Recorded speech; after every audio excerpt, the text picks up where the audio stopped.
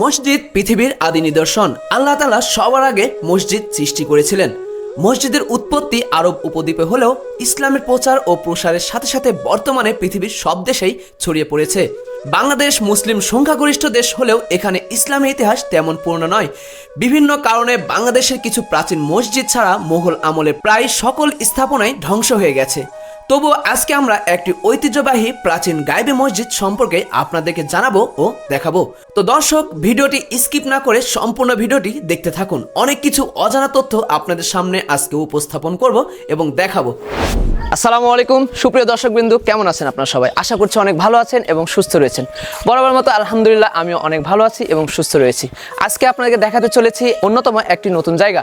যে দর্শক, আজকে আপনাদেরকে দেখাতে চলেছি প্রায় 400 থেকে 450 বছরের পুরনো একটি গায়েবী মসজিদ। যে দর্শক, আমি এখন অবস্থান করছি রাজশাহী জেলার পবা উপজেলার নহাটা পৌরসভার বাগধানী নামক একটি গ্রামে।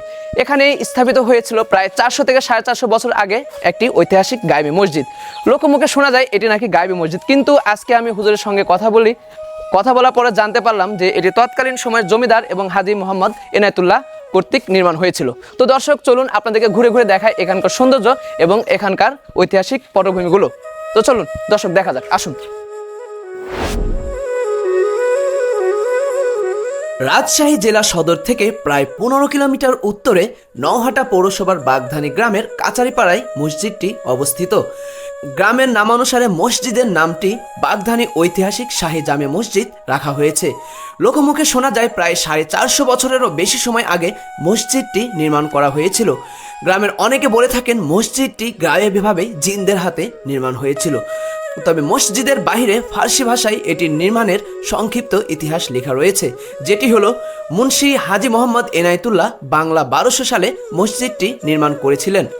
3200 বর্গফুটের আয়তনের মসজিদটির দৈর্ঘ্য 80 ফুট ও প্রস্থ 40 ফুট।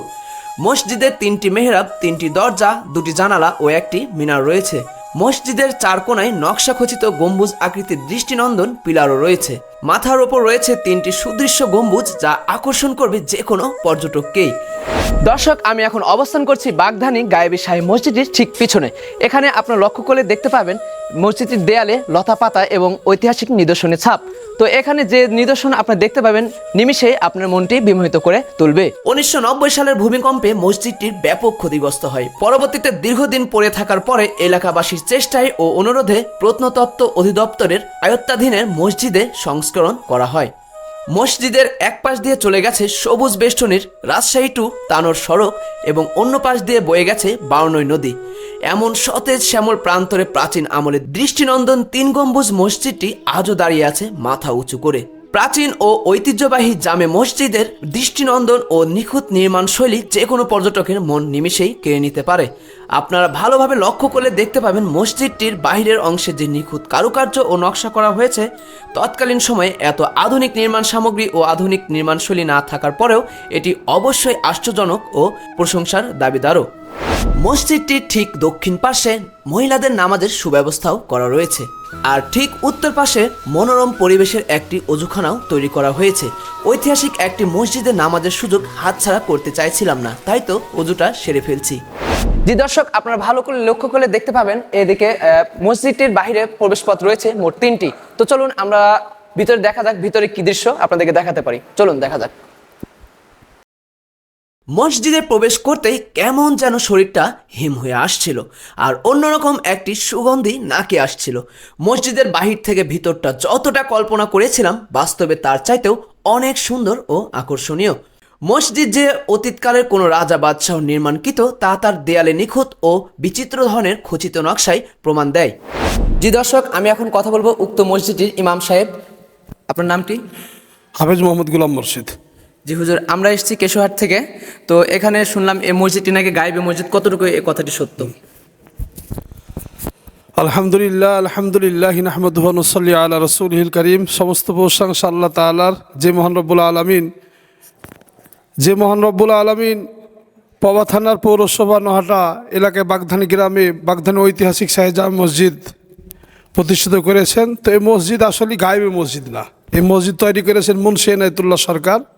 এখানকার জমিদার ছিলেন, হ্যাঁ, উনি তৈরি করেছেন। এই মসজিদের বয়স 400 থেকে 450 বছর। আর নতুন যে ভবনটি নির্মাণ হয়েছে এটা কত সালে নির্মাণ হয়েছে? এটা বেশি না, এটা 3-4 বছর এরকম হলো, এটা বেশি দিন না।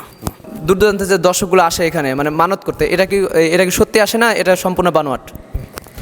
আলহামদুলিল্লাহ, আমাদের মসজিদ ঐতিহাসিক মসজিদ। বাংলাদেশে যত মসজিদ আছে সবচাইতে ভালো মসজিদ আমাদের, যেহেতু আমাদের মসজিদের কারুকার্য চারিদিকে নকশা। তো এই মসজিদ দূর দূরান্ত থেকে প্রচুর মানুষ আসে, তারা এখানে দান খায়রাত করে, তারা মানত মানে মসজিদ দেখতে আসে, তারা দেখে আসে, মসজিদ দেখতে আসে, তারা খুশি হয়। জি আলহামদুলিল্লাহ, আপনার সাথে কথা বলে অনেক ভালো লাগলো। ভালো থাকবেন, ইনশাল্লাহ আমরা আবার নেক্সট টাইম এখানে আসবো, আপনারা আমাদের জন্য দোয়া করবেন। আমার জন্য জি ইনশাআল্লাহ। জি দর্শক, আমি হুজুরের সঙ্গে কথা বলে এতটুকু জানতে পারলাম যে মসজিদটি কোনো গায়বী মসজিদ নয়। মসজিদটি প্রায় আনুমানিক 400 থেকে 450 বছরের পুরনো এবং তৎকালীন সময়ের জমিদার এবং হাজী মোহাম্মদ এনায়েতুল্লাহ তৈরি করেছিলেন। স্থানীয়দের সাথে কথা বলে জানা যায় মনোবাসনা পূরণের জন্য বর্তমানে দূর দূরান্ত থেকে লোকজন আসেন এই মসজিদে নামাজ আদায়ের জন্য। আর তাই তো জুম্মার দিনে বাড়তি নতুন নতুন মুসল্লিদের ভিড় দেখা যায় এখানে।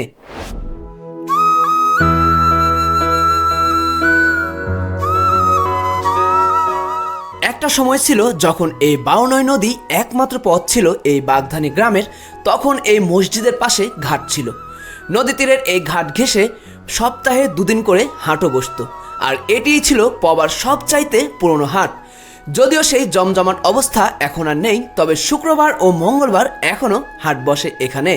বাজারে বাহারি ও প্রয়োজনীয় প্রায় সকল পণ্যই পেয়ে যাবেন। স্পেশালি এই বাজারের জিলাপি ও সন্দেশটি অনেক অনেক জনপ্রিয়, মুহূর্তের মধ্যেই শেষ হয়ে যায়। তো দর্শক, কেমন লাগলো আজকের ভিডিওটি কমেন্টে জানান। আর যদি আমাদের ভিডিওটি আপনাদের ভালো লেগে থাকে তাহলে অবশ্যই সাবস্ক্রাইব ও ফলো দিয়ে অ্যাক্টিভ থাকবেন আমাদের পরবর্তী ভিডিওটির জন্য। সবাই সুস্থ থাকবেন, ভালো থাকবেন, টাটা বাবাই, আল্লাহ হাফেজ।